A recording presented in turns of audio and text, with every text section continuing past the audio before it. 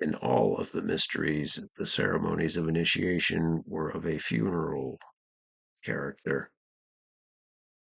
They allegorized in a dramatic form the sufferings, the death, and the resurrection of some god or hero. There was a death, most generally by violence. Footnote. Thus, Clemens of Alexandria describes the legend or allegory of the Kabiri mysteries as the sacred mystery of a brother slain by his brethren, frater trucidatus, fratribus, to symbolize, as certain interpreters of the mysteries have supposed, the strife of certain antagonistic powers in nature, such as life and death, virtue and vice, light and darkness, or summer and winter.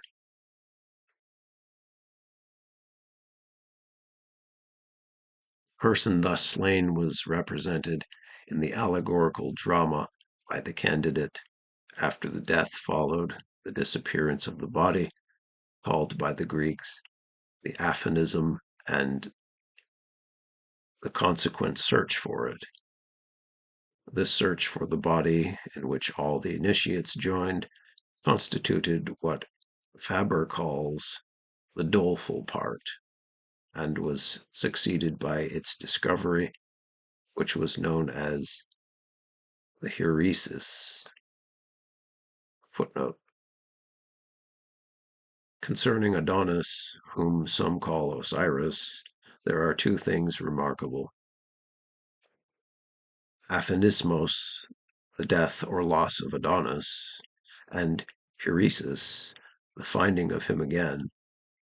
God, even in Moses and Aaron. Lib. 4, C2.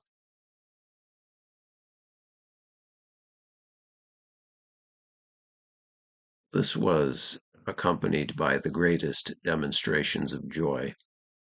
The candidate was afterward instructed in the apherheta, or secret dogmas of the mysteries.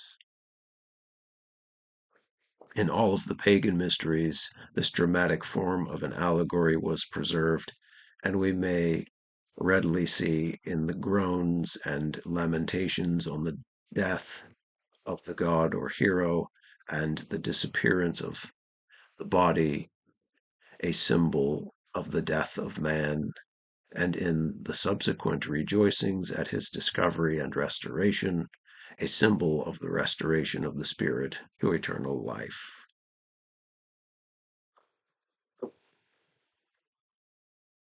In view of the purity of the lessons taught in the mysteries and their inculcation of the elevated dogmas of the unity of God and the immortality of the soul, it is not surprising to read the encomiums passed upon them by the philosophers of antiquity.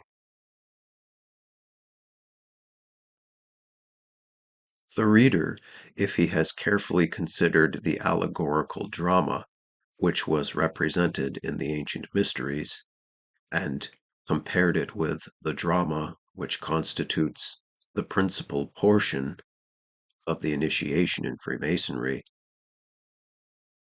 will be at no loss to account for the reasons which have led so many writers to attribute the origin of the Masonic system to these mystical associations of antiquity.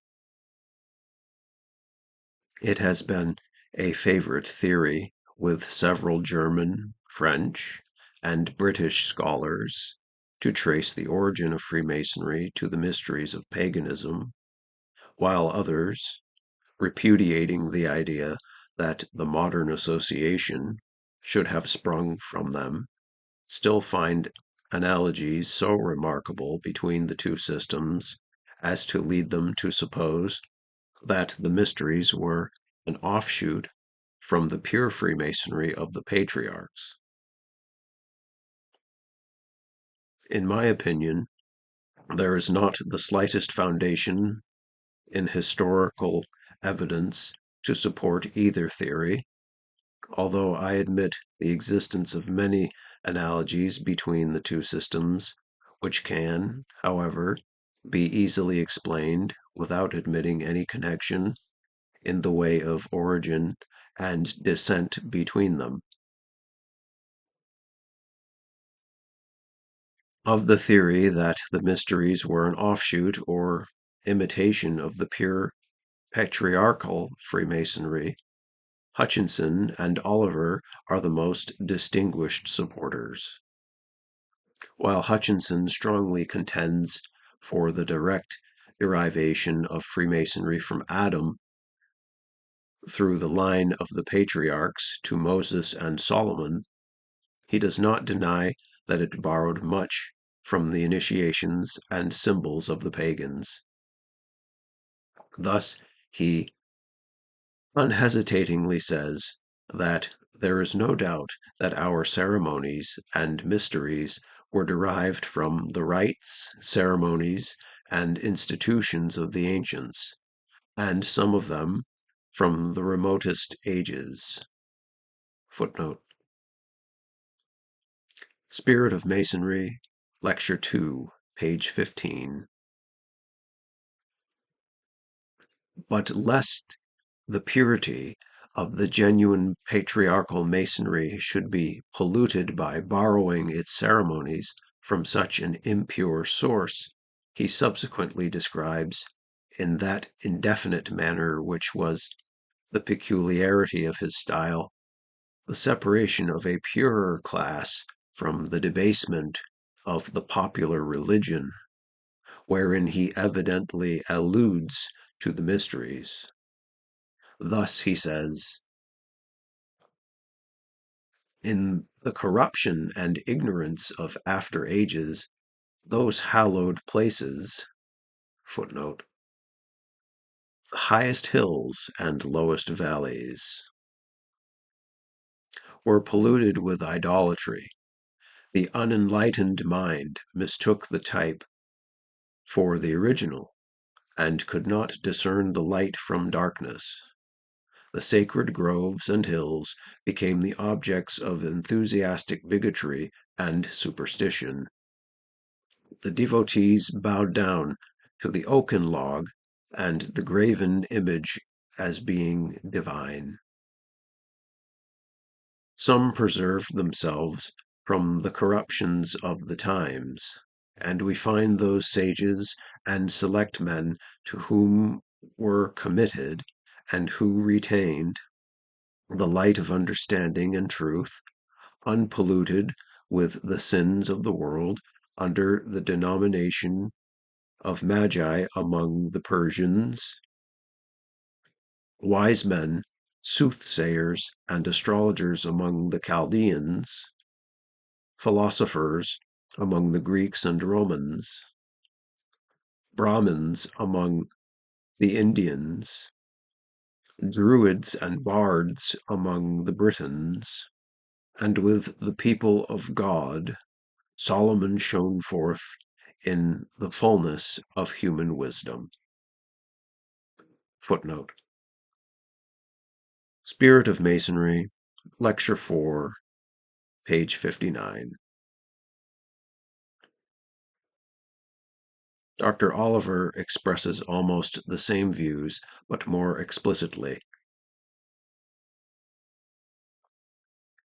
He was, I think, the first to advance the theory that two systems of Masonry had come down the course of time, both derived from a common source, which he called the pure and the spurious Freemasonry of antiquity, the former descending without interruption from the patriarchs, and especially from Noah, and which system was the progenitor of that which is now practiced, and the latter being a schism, as it were, from the former, and impure and corrupted in its principles, and preserved in the pagan mysteries. He admits, however, that there were certain analogies between the two in their symbols and allegories. His own language on this subject, which is as follows, leaves no doubt of the nature of his views. In a note to his History of Initiation, an elaborate and learned work on certain of these mysteries, he says, I have denominated the surreptitious initiations earthborn, in contradistinction to the purity of Freemasonry, which was certainly derived from above, and to those who contend that Masonry is nothing more than a miserable relic of the idolatrous mysteries. Vide, Fab, Hag, Idol, Volume 3, page 190. I would reply, in the words of an inspired apostle, doth a fountain send forth at the same place sweet water and bitter? Can the fig tree bear olive berries, or a vine figs? So can no fountain both yield salt water and fresh. The wisdom that is from above is first pure, then peaceable, full of mercy and good fruits. James 3, 11, 12, 17. I wish to be distinct and intelligible on this point, as some misapprehensions are afloat respecting the immediate object of my former volume of Signs and Symbols. And I have been told that the arguments there used afford an indirect sanction to the opinion that Masonry is derived from the mysteries. In answer to this charge, if it requires one, I only need reply to the general tenor of that volume, and to declare explicitly my firm opinion, founded on intense study and abstruse research, that the science which we now denominate speculative Masonry was coeval, at least, with the creation of our globe, and the far famed mysteries of idolatry were a subsequent institution founded on similar principles, with the design of conveying unity and permanence to the false worship which it otherwise could never have acquired. Footnote. History of Initiation, Lecture 1, page 13. Notes. I do not know of any other prominent Masonic writer who entertains the theory of the common origin but diverse descent of the mysteries and Freemasonry, although there are many who, subscribing with implicit faith to the teachings of Dr. Oliver as a Masonic historian, necessarily give their assent to his opinion on this subject. There is another class of Masonic scholars who have advanced the theory that the speculative Freemasonry of the present day is derived directly from and is a legitimate successor of the mysteries of antiquity. They found this theory on the very many and striking analogies that are to be found in the organization, the design, and the symbols of the two systems, and which they claim can only be explained on the theory that the one is an offshoot from the other,